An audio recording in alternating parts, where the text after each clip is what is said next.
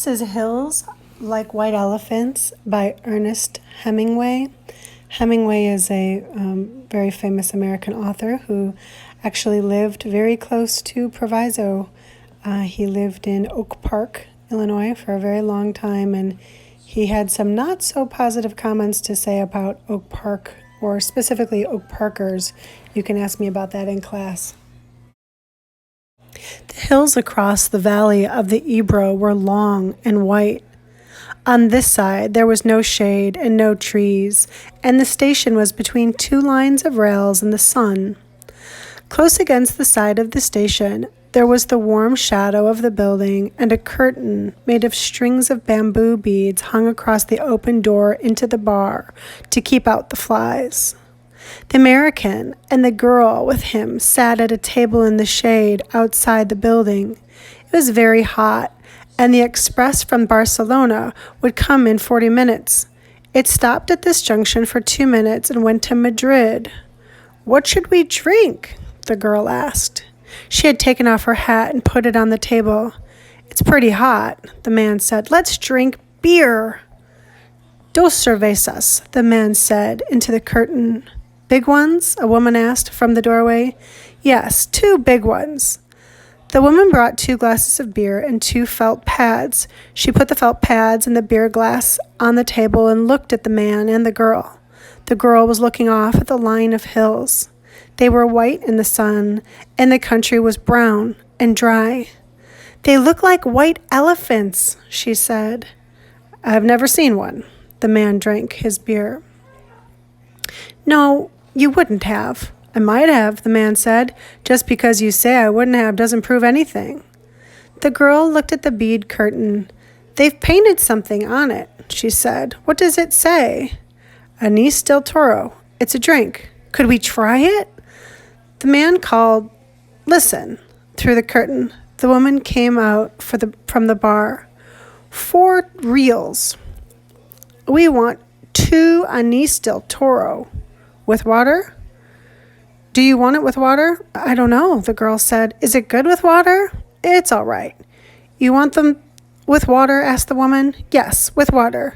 "It tastes like licorice," the girl said, and put the glass down. "That's the way with everything." "Yes," said the girl.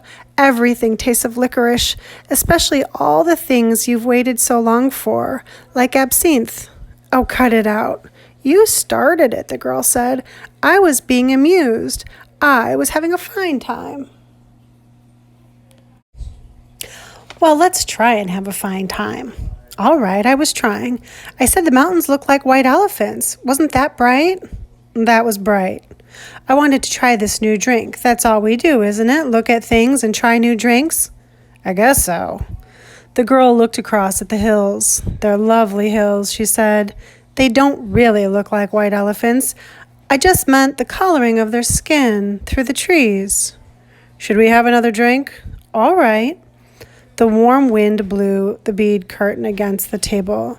"The beer's nice and cool," the man said. "It's lovely," the girl said. "It's really an awfully simple operation, Jig," the man said. "It's not really an operation at all." The girl looked at the ground the table legs rested on. "I know you wouldn't mind it, Jig. It's not really anything. It's just to let the air in." The girl did not say anything. "I'll go with you, and I'll stay with you all the time. They just let the air in, and that's it, all perfectly natural." "Then what'll we do afterwards?" "We'll be fine afterwards, just like we were before." "What makes you think so?" "That's the only thing that bothers us. It's the only thing that's ever made us unhappy." The girl looked at the bead curtain, put her hand out and took hold of 2 of the string beads. "And you think then we'll be all right and be happy?" "I know we will. You don't have to be afraid. I've known lots of people that have done it." "So have I," said the girl. "And afterwards they were all so happy." "Well," the man said, "if you don't want to, you don't have to. I wouldn't have you do it if you didn't think you didn't want to. But I know it's perfectly simple." "And you really want to?" "I think it's the best thing to do. But I don't want you to do it if you don't really want to." "And if I do it, you'll be happy and things will be like they were and you'll love me?" "I love you now. You know I love you." "I know. But if I do it, Then will there be nice again if things I say, things like our white elephants, and you'll like it? I'll love it. I love it now, but I just can't think about it. You know how I get when I worry. If I don't do it, you won't ever worry? I won't worry about that because it's perfectly simple. Then I'll do it because I don't care about me. What do you mean? I don't care about me. Well, I care about you. Oh, yes, but I don't care about me, and I'll do it, and then everything will be fine. I don't want you to do it if you feel like that way. The girl stood up and walked to the end of the station. Across on the other side were fields of grain and trees along the banks of the Ebro. Far away, beyond the river, were mountains. The shadow of a cloud moved across the field of grain, and she saw the river through the trees. And we could have all this, she said, and we could have everything, and every day we make it impossible. What did you say? I said we could have everything. No, we can't. We can have the whole world. No, we can't. We can go everywhere. No, we can't. It isn't ours anymore. It's ours. No, it isn't. And once they take it away, you never get it back. But they haven't taken it away. We'll wait and see. Come on back on the shade, he said. You mustn't feel that way. I don't feel any way, the girl said. I just know things. I don't want you to do anything that you don't want to do. Now, that isn't good for me, she said. I know. Could we have another beer? All right, but you've got to realize. I realize, the girl said. Can't we maybe stop talking? They sat down at the table, and the girl looked across the hills on the dry side of the valley, and the man looked at her and at the table. You've got to realize, he said, that I don't want you to do it if you don't want to. I'm perfectly willing to go through with it if it means anything to you. Doesn't it mean anything to you?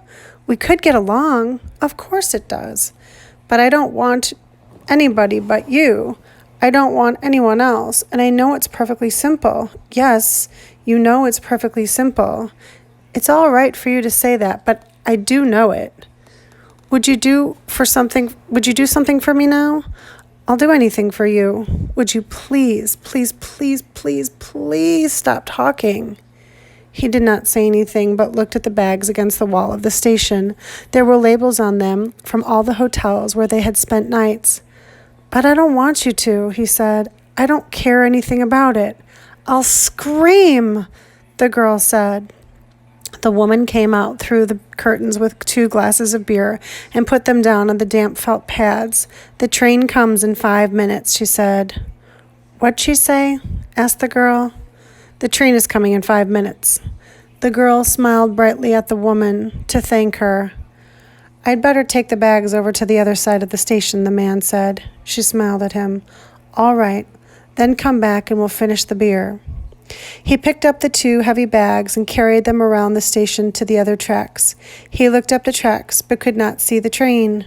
Coming back, he walked through the bar room where people waiting for the train were drinking. He drank an anise at the bar and looked at the people. They were all waiting reasonably for the train. He went out through the bead curtains. She was sitting at the table and smiled at him. Do you feel better? He asked. I feel fine, she said. There's nothing wrong with me. I feel fine.